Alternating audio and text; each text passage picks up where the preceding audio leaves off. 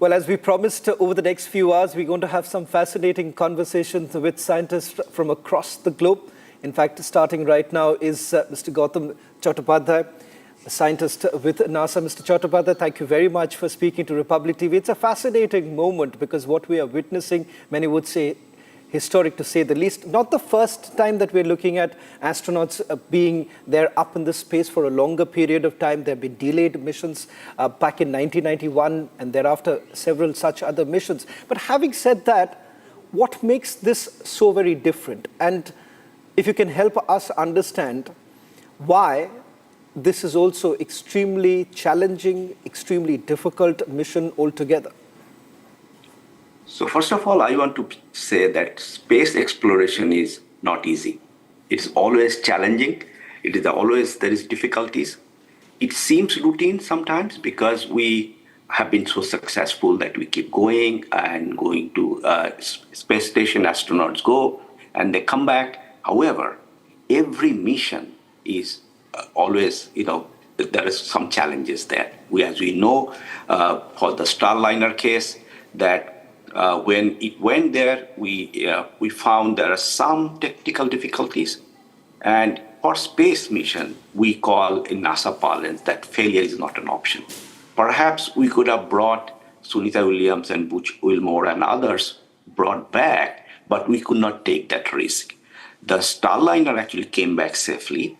However, there was too much of risk because human beings are involved. That's why we waited. And it was a routine mission. And I don't want to use some of the terms that they were stranded or...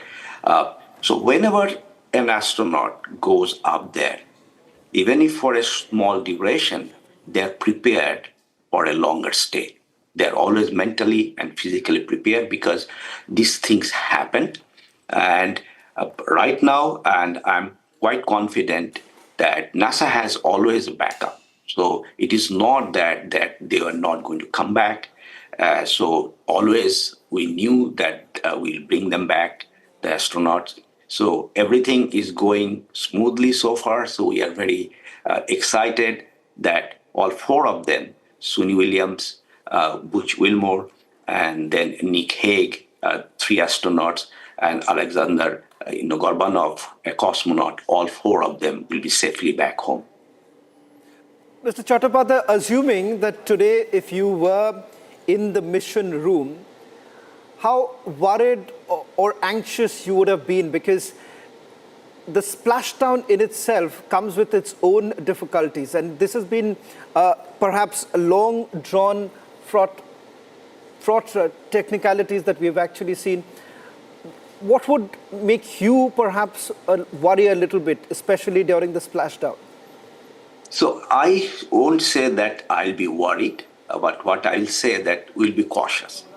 Because as you said, that we are very knowledgeable about these missions, about these technicalities. So the worry is not the word that I'm going to use, but yes, we'll be cautious because these things are, again, it might seem routine, but nothing is routine. But however, because of our experience, we know that this part of this thing, unless and until there is some real catastrophic thing happens, which is not going to happen, we believe very strongly that they will be back home. But we'll be observing every single detail. One of the things is that when the spacecraft enters Earth's atmosphere, this entering at the speed of about 20,000 kilometers per hour.